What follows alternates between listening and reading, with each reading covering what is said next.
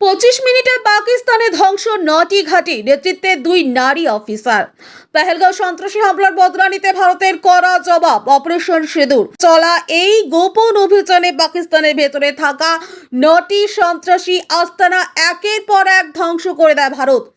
ক্ষেপণাস্ত্র হামলার মাধ্যমে চালানো এই অপারেশন ছিল নিখুঁত ও বিধ্বংসী। এই সাহসী অভিযানের পর নয়াদিল্লিতে আয়োজিত সাংবাদিক সম্মেলনে মুখোমুখি হন 3 শীর্ষ কর্মকর্তা। পররাষ্ট্র সচিব বিক্রম মিস্ত্রি, সেনাবাহিনীর কর্নেল সোফিয়া কুরেশি এবং বিমান বাহিনীর উইং কমান্ডার ভূমিকা সিং। এই 2 নারী অফিসারের উপস্থিতিতে যেন জানিয়ে দিল আজকের ভারত তার প্রতিরক্ষার দায়িত্বে নারীকেও সামনের সারিতে দেখছে, নেতৃত্বে দক্ষতা এবং সাহসে।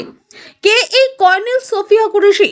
গুজরাটের ভদোদরা থেকে উঠে আসা কর্নেল সোফিয়া কুরেশি সেনাবাহিনীতে যোগ দেন 1999 সালে। জৈব রসায়নে স্নাতকোত্তর করে দেশ রক্ষার পথ বেছে নেন তিনি। কঙ্কোতে জাতিসংঘের শান্তিরক্ষা মিশনে সামরিক পর্যবেক্ষক হিসেবে দায়িত্ব পালন করেছেন।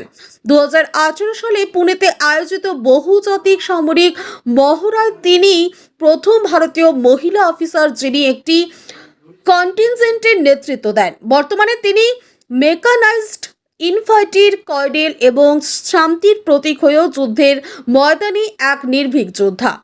উইং কমান্ডার ভূমিকা আকাশপথের সাহসিকা। ইঞ্জিনিয়ারিং পাশ করে এনসিসি থেকে বিমান বাহিনীতে যাত্রা শুরু, আর আজ তিনি ভারতের অন্যতম অভিজ্ঞ হেলিকপ্টার পাইলট।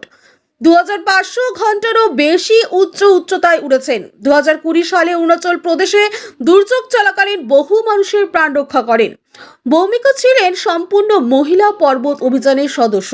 তার মধ্যে আছে নেতৃত্ব, সাহস এবং চূড়ান্ত দায়বদ্ধতা। সব মিলিয়ে তিনি আজ ভারতীয় বিমান বাহিনীর গর্ব। এই 2 নারী অফিসার শুধু অপারেশনের অংশই নয়, তারা এক নতুন বার্তা বহন করেছেন যে যুদ্ধের ময়দান হোক বা কূটনৈতিক কক্ষ, ভারতীয় নারীরা প্রস্তুত শক্ত হাতে দায়িত্ব নিতে।